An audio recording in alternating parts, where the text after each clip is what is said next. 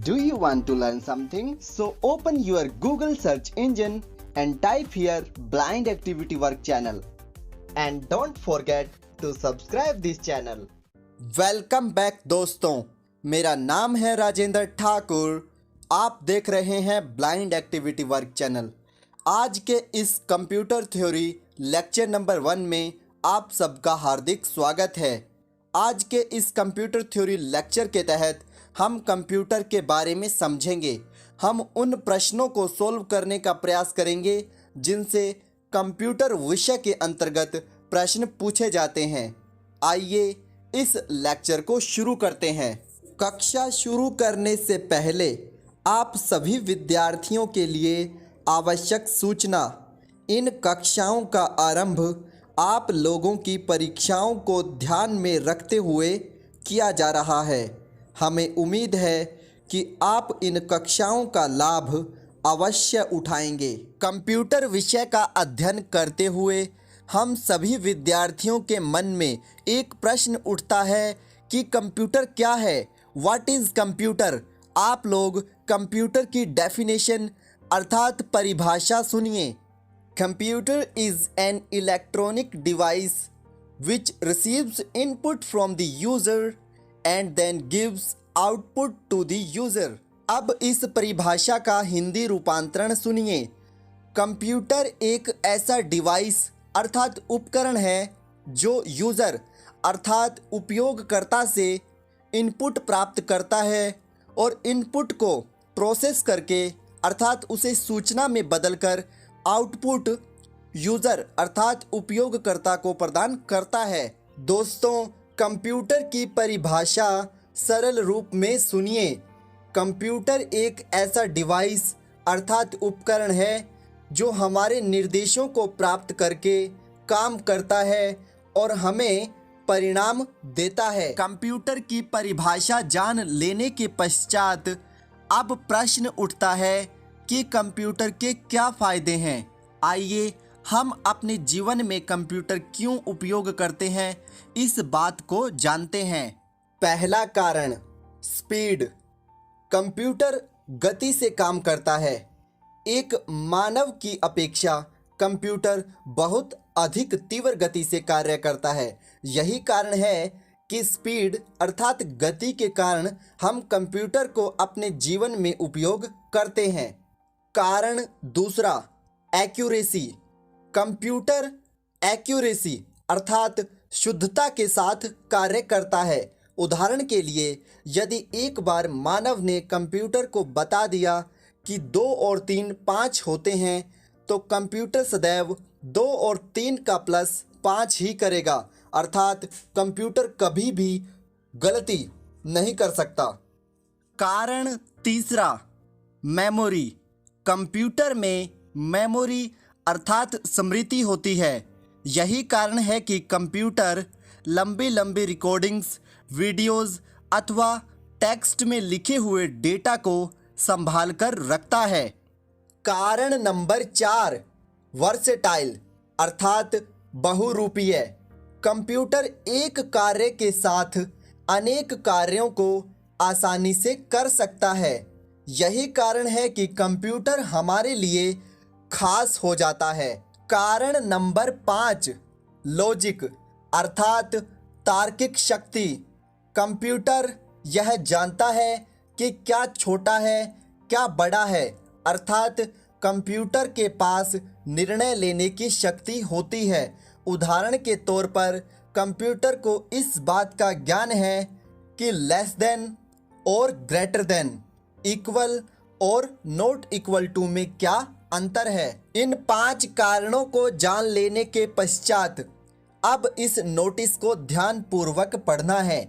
इस नोटिस में लिखा है, computer can not think by itself अर्थात कंप्यूटर स्वयं से कुछ भी नहीं सोच सकता है। कंप्यूटर मानव के द्वारा निर्देशों को लेता है और फिर उनकी पालना करते हुए कार्य करता है।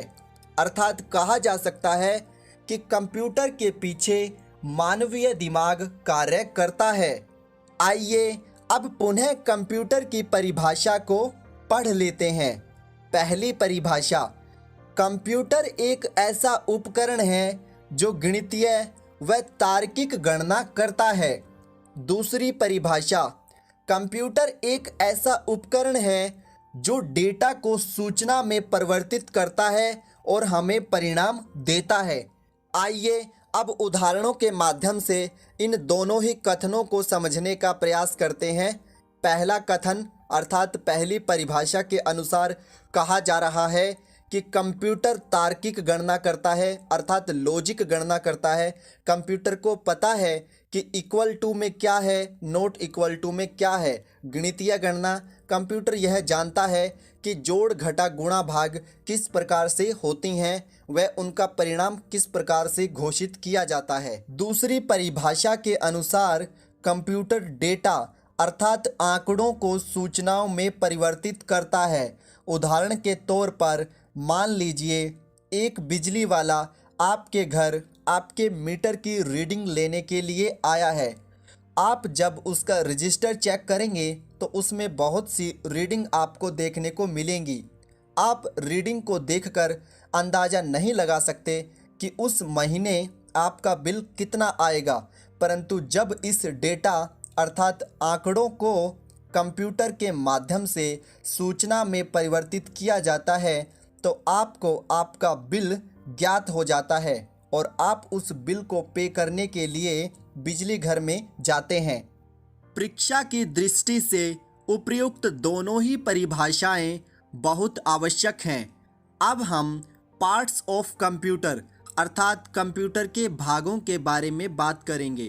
कंप्यूटर के मुख्य तौर पर 4 ही भाग होते हैं। नंबर 1 इनपुट, नंबर 2 सीपीयू अर्थात सेंट्रल प्रोसेस यूनिट, इसे प्रोसेस के नाम से भी जाना जाता है। नंबर 3 आउटपुट, नंबर 4 मेमोरी अर्थात स्मृति। ध्यान दीजिए, इन 4 भागों के अतिरिक्त कंप्यूटर में जो कुछ भी होता है वे कंप्यूटर के उदाहरण होते हैं, ना कि भाग। आइए अब इन 4 भागों के अंतर्गत उदाहरण लेते हैं। नंबर 1 पे हमारे पास है इनपुट डिवाइसेस। अब हम जानेंगे कि इनपुट डिवाइसेस में कौन से डिवाइसेस सम्मिलित किए जाते हैं। Number 1 keyboard, number 2 mouse, number 3 scanner, number 4 joystick, number 5 MICR, number 6 OCR, number 7 BCR, number 8 light pen. आइए अब आउटपुट डिवाइसेस के उदाहरण समझते हैं। Number 1 printer, number 2 monitor, number 3 speaker, number 4 projector.